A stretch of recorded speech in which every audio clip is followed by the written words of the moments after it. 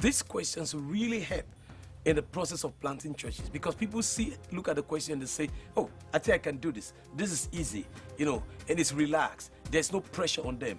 And because of all of this, it motivates people. It really motivates and it draws them. It just draws them.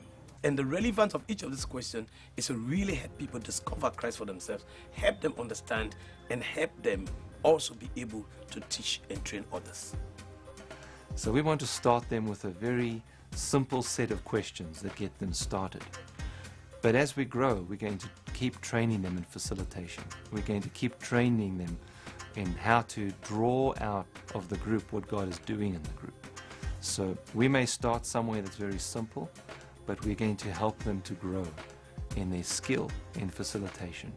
Through these questions, the type of churches that are started, they are obedience, they bring transformation in the community, in families, in the community, they pray, and they are culturally relevant because they discover the truth in the Word of God, and then they will struggle with obeying that truth in their context. So this will produce a sound, biblical, and culturally relevant church in the community.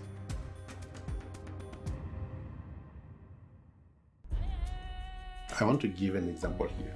In a group of Discovery Bible Study, the question about what are the needs that you have or that you see in the community.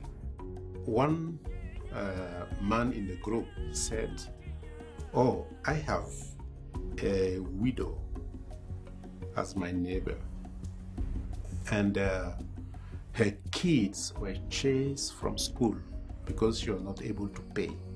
And when I saw that, I was very sad. And then the church planter asked, okay, what can we do to help? We don't know. We know what is required. It is money, but we don't have money to. What needs to be done is to find money for that woman so that she will go and pay.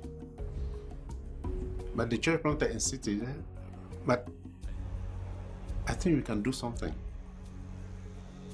said, but there is no money. Even if we put money together here, it will not be enough to help. But because the church planter was insisting on the question, one of them said, I remember that some time ago, my uncle helped a family with their kids at school. So I want to go and talk to him. And they said, okay, go and talk to him, and next week when we meet, he will tell us what happened. So the following week when they came together, this man said, well, I talked to my uncle. My uncle went and met that woman, and he has paid for all the school fees for all the children. And he committed to pay for next year. And for me, this is the kind of thing that happened in the community through Discovery Bible Study. I had people that build this building, and they're mercenaries. So every lunchtime I would come to see what they're doing, and then lunchtime they don't do anything. They're resting after lunch a little bit so that they can go back to work in the afternoon hours. So I felt what an opportunity that we can just have a discovery group. So most of them, that's actually how the first DBS started in this area. And so one of them was called James. And James was living in this neighborhood, and he was not even a believer. And he was learning. And he went and started his own DBS and sharing what he was learning from me, and wasn't even a believer. And I remember one day, I didn't even know that, and as we continued, and one day, he said, I want to believe. But one day I remembered in his DBA, a different DBS that I was doing, I asked him to facilitate it. And intentionally, I was led somewhere so that to see what he will do. So I called him. When I left that place, actually, there was also a traffic. So I called him and said, "Hey, James, there's a heavy traffic. I don't think I will make it on time. You guys go on." So I arrived towards the end of the DBS. When I got into the house, James was still leading, and there's all kind of discussions, and every one of them was speaking. And the moment I went into the house, they all kept quiet. And James said, "Ayla is here. Now let him take over." And I realized how I affected that, by my presence affected that. And from that day, I chose not to be going to that DBS. And that DBS continued and gave birth to another. Because all I needed was to put them on the side and teach them more to do it better. But my being there, they felt Mr. Expert has arrived, let him do it.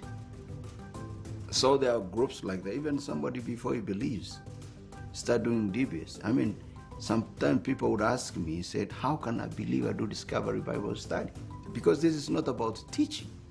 Anybody can ask. I have my son who is 8 years old, lead a DBS in our house. That's why for me, Discovery is the best way to learn.